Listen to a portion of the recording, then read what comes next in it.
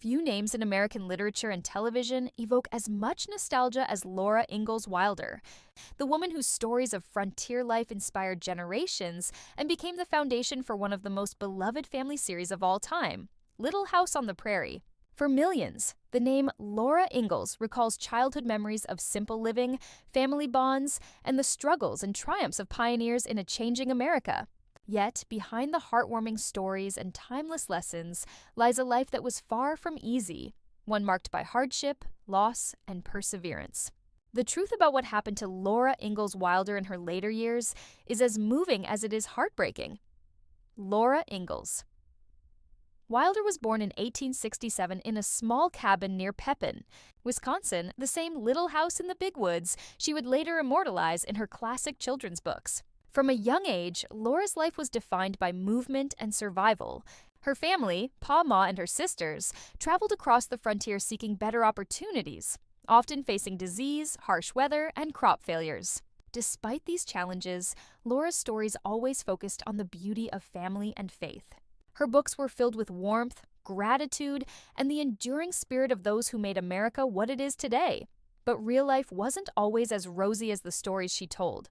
After her marriage to Almanzo Wilder in 1885, Laura's adult life was a constant battle against poverty and hardship. The couple's early years were devastating. They lost their home to fire, suffered through crop failures, and faced the unimaginable pain of losing their infant son. Almanzo was left partially paralyzed after contracting diphtheria, and Laura worked tirelessly to keep them afloat. She took on jobs sewing, teaching, and writing. Anything to survive. It was during these difficult times that Laura began keeping detailed journals, never realizing they would one day inspire one of the most famous book series in history. It wasn't until Laura was in her 60s that she began publishing her books. With Little House in the Big Woods debuting in 1932, her vivid storytelling and simple, heartfelt prose resonated with readers across America, especially during the Great Depression. Her tales reminded people of resilience and the importance of family values during uncertain times. Each book, from Farmer Boy to Little Town on the Prairie, brought Laura's memories to life, but few realized the pain behind her words. Every story was drawn from the struggle of a woman who had lived through poverty, loss, and disappointment. In her later years, Laura lived quietly on her farm in Mansfield, Missouri, where she wrote, gardened, and corresponded with fans. But even as fame surrounded her, her financial situation remained modest. She lived a simple, humble life, often declining luxuries and focusing instead on preserving the history of her family.